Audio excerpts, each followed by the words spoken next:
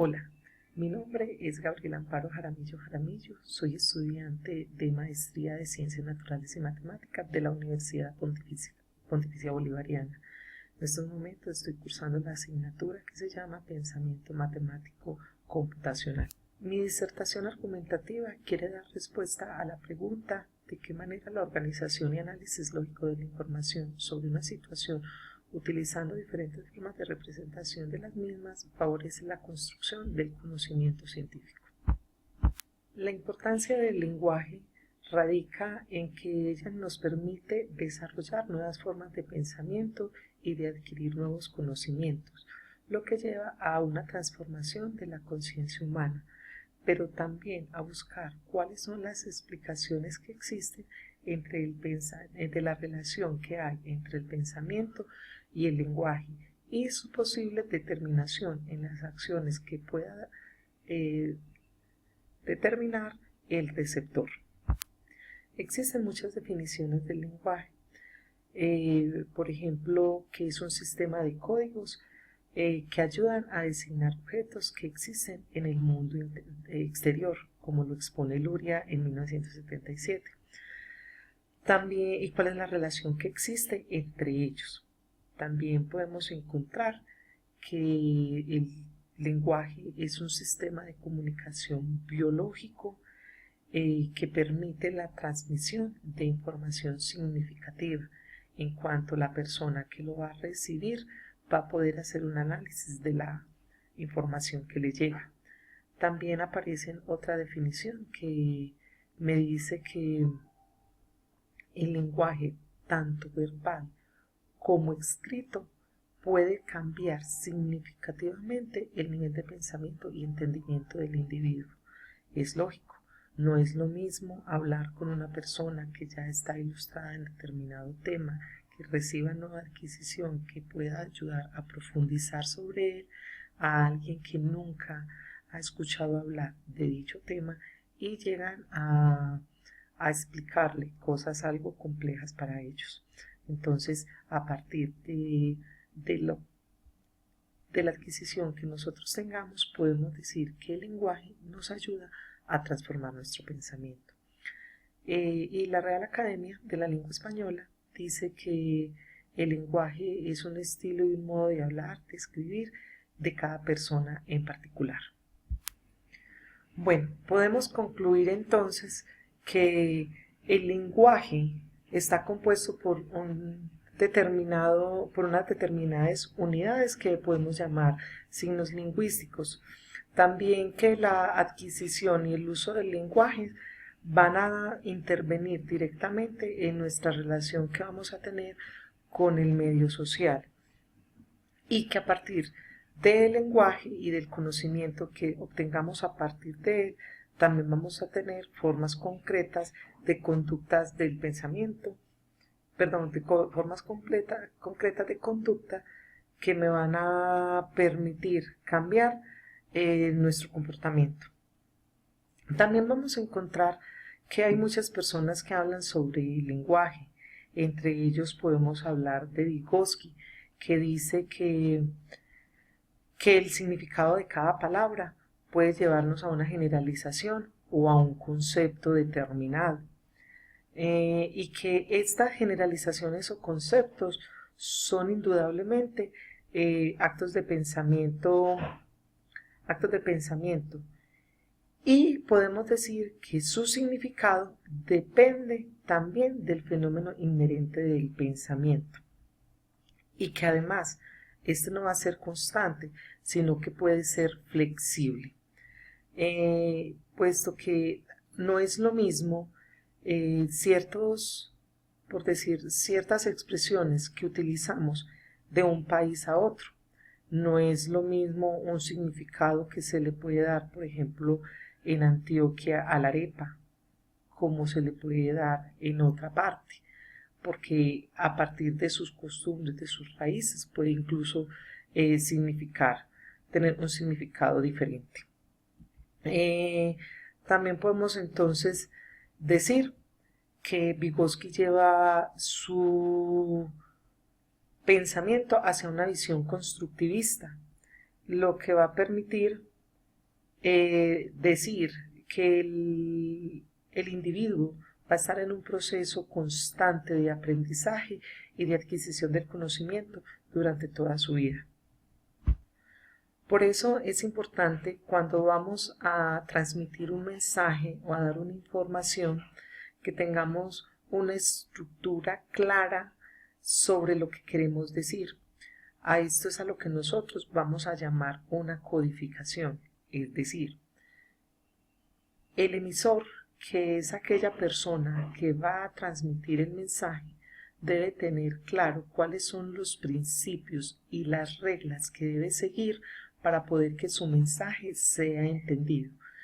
Y el receptor, al recibirlo, a partir de los conocimientos que él ya tiene, va a poder descodificar ese mensaje y va a poder hacer una interpretación de lo que se le está diciendo. Podemos decir entonces que la importancia de la codificación y la descodificación en un sistema, en un lenguaje, en un sistema de comunicación, es el que me va a permitir transmitir y recibir una información o un conocimiento de una forma efectiva. Esto sí que es importante para nosotros los docentes, puesto que debemos de tener claro cuáles son las enseñanzas que queremos impartir a nuestros estudiantes y, obvio, cuáles son los conocimientos que ellos deben adquirir. Berlo dice que el lenguaje incluye un sinnúmero de símbolos significantes y que implica tanto los elementos como las estructuras. También dice que en todo sistema podemos definir las unidades elementales y estructurales en diferentes niveles, según el propósito que se esté buscando. El lenguaje comprende un conjunto de símbolos que vamos a llamar vocabulario y los métodos significativos para combinar estos símbolos o estas unidades es a lo que nosotros vamos a llamar sintaxis. Sin embargo, él también da varias dimensiones que son el significado denotativo, que hace referencia al lenguaje que existe entre la gente, es decir, cuando una palabra puede obtener varios significados. Ejemplo, haya, de hallar, haya, de haber, entre otros. También un significado estructural, que está basado en la relación que hay entre unos signos y otros. También habla del significado contextual, cuando a partir del conocimiento que nosotros hemos adquirido podemos dar un significado particular a una palabra.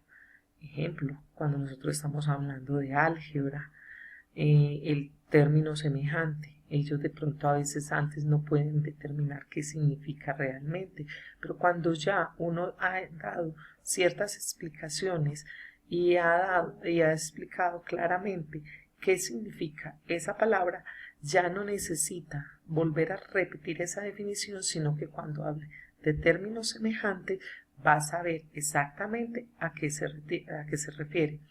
El significado connotativo, que habla de la relación que existe entre un signo y un objeto. También puede involucrar personas. Aquí lo relaciono, por ejemplo, con la suma. Cuando vemos un signo más, sabemos exactamente que debemos realizar una operación de adición. El lenguaje entonces está compuesto por una serie de códigos que siempre me van a hablar de un significante y del significado real. Y también debemos de tener en cuenta que el lenguaje va a cambiar de acuerdo al contexto cultural donde estemos. No es el mismo lenguaje que va a utilizar un director técnico en un equipo de fútbol, o un sacerdote dando su sermón dominical, o un profesor dentro de un aula de clase. Ejemplo, cuando hablamos de reglas de comportamiento. Sabemos que si vamos a una Eucaristía debemos de estar en silencio, escuchando al sacerdote, qué quiere decir. Pero si estamos en las reglas de comportamiento dentro de una aula de clase, no necesariamente es quedarse callados, sino estar participando activamente de todas las actividades que se realicen. Entonces podemos decir que el lenguaje o la estructura del lenguaje va a cambiar de acuerdo a las reglas del juego que vamos a tener dentro del contexto en el cual nos estamos desarrollando. También podemos decir, por ejemplo, que si estamos en una determinada asignatura u otra, también las reglas del juego van a cambiar.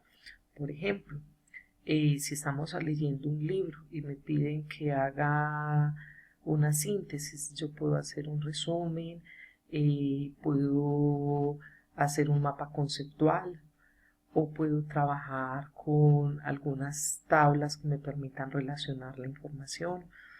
Mientras que si estoy hablando, por ejemplo, en un área como matemáticas y me piden que comprenda o que explique cuáles son los procedimientos que se realizan para resolver cierto ejercicio, ellos tienen que estructurar cuál es la secuencia lógica que deben seguir para poder dar solución a él. Dentro de las asignaturas que más dificultades tienen a veces para la comprensión del lenguaje que se utiliza dentro de ella es en las matemáticas, puesto que ella tiene un lenguaje propio, generado y pulido a través de los siglos.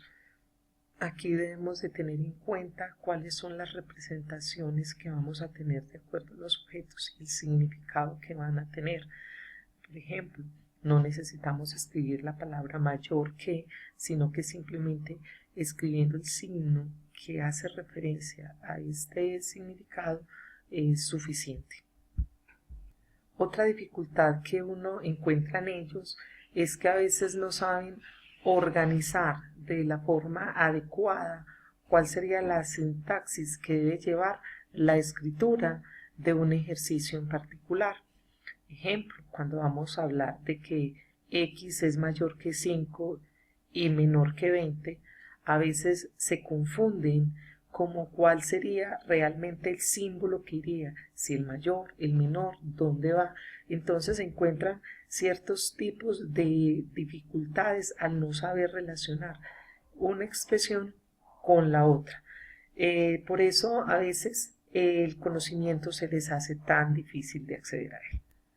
Dentro del área de matemáticas encontramos, por ejemplo, varios sistemas de representación que nos van a permitir analizar la información que estamos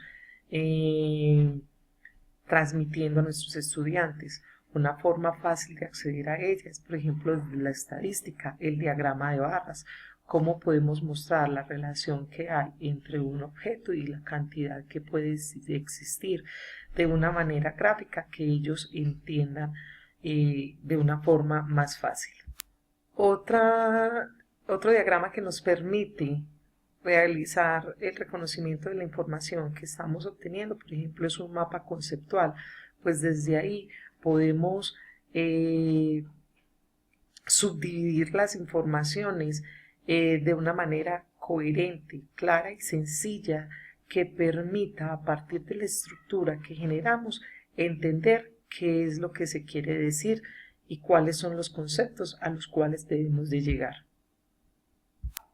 Podemos concluir entonces que el conocimiento, para llegar al conocimiento es indispensable reconocer cuál es el lenguaje que estamos utilizando y cuáles son las simbologías que que están inmersas dentro de él y que tenemos muchas formas de representarlos, que solamente podemos hacerlo mediante una planeación clara, sencilla y eficiente, que el uso del mapa conceptual, por ejemplo, permite hallar cada una de las unidades de las que está compuesta la información que se está dando, permitiendo organizarla y llegar de esta manera a un conocimiento. Puede ser científico y no solo científico, sino puede ser un conocimiento social de todo lo que está a nuestro alrededor.